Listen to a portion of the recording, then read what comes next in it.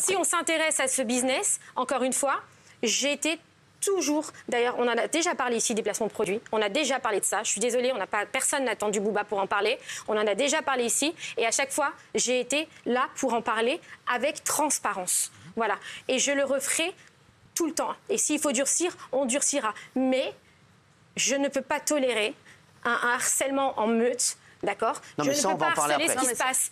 Voilà, c'est pas possible. Oui, mais l'affaire a commencé comme ça. C'est que je veux juste que chronologiquement, on remette les choses à leur place. Et c'est pour ça que je suis venue, parce que je veux que les gens qui vous regardent l'entendent, parce que lundi, ils ne l'ont pas entendu. Non, mais voilà, lundi, ça a commencé par mon harcèlement.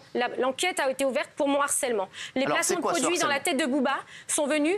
Ce que Magali Verd a dit, c'est que le placement de produits sera un prétexte pour cyberharceler. C'est ce que vous dites. Mais pour Booba, oui. Qu'est-ce qui s'est passé au départ, alors? 17 mai.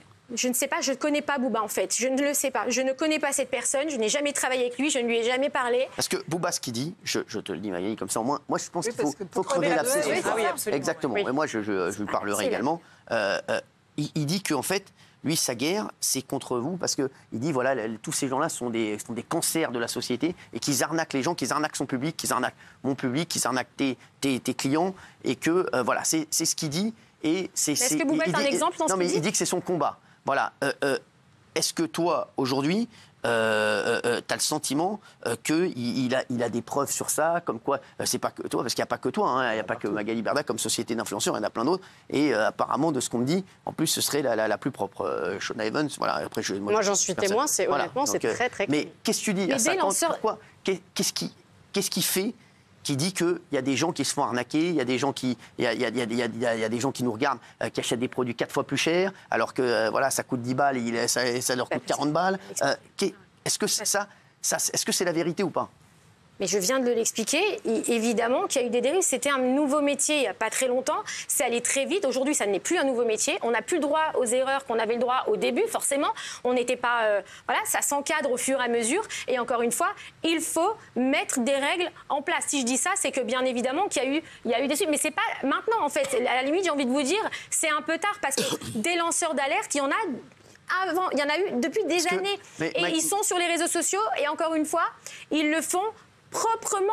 Parce qu'à partir du moment où on se rend compte qu'il y a un problème, on met des choses en place. Après, on va parler de harcèlement, mais au niveau, parce que, voilà, et je vais lancer un appel d'ailleurs à tous les gens, voilà, parce que c'est vrai que c'est inadmissible. Il y a des gens qui me disent que la femme de David Douillet aussi a fait une vidéo comme quoi elle s'était fait arnaquer à l'époque. Mais non, la femme de David Douillet, écoutez, elle a pris un placement chez nous, l'influenceuse n'a pas placé. J'étais même pas là, je vous explique ce qui s'est passé. Je sortais, excusez-moi, du meurtre de ma belle-sœur, donc j'ai pas suivi son truc. Quand je suis arrivée dans l'entreprise, elle a fait des vidéos partout sur les réseaux sociaux pour dire j'ai pas eu mon placement, etc. Elle a été remboursée, elle voulait absolument parler. J'étais pas, je suis désolée, vous savez ce qui m'est arrivé l'année dernière, voilà. Et donc, écoutez, l'assistant du directeur, enfin le responsable commercial l'a appelé. Le poste n'a pas été fait, ou je crois qu'il a été fait, on lui en a offert un autre, je ne sais plus. Et en fait, on ne peut pas, à chaque fois qu'on n'est pas content d'un truc, aller appeler... voilà, sur les réseaux, ça se démultiplie, ce que vous êtes en train de dire. Vous savez, on a à peu près peut-être 3500 clients par an. Je vous laisse faire le calcul depuis 2016. Si j'en ai une ou deux qui se plaignent sur les réseaux sociaux, qui ne sont pas contents, j'ai envie de dire, je suis désolée, on n'est pas parfait, aucune entreprise française n'est parfaite, et que des fois, je ne sais même pas si elle a tort, elle a raison, ou c'est peut-être nous qui avons tort, je ne suis pas là pour parler de ça en fait, mais on est une entreprise comme une autre. Il y a des choses, des fois, qui se font bien. Tout ce que je sais, c'est qu'aujourd'hui, nos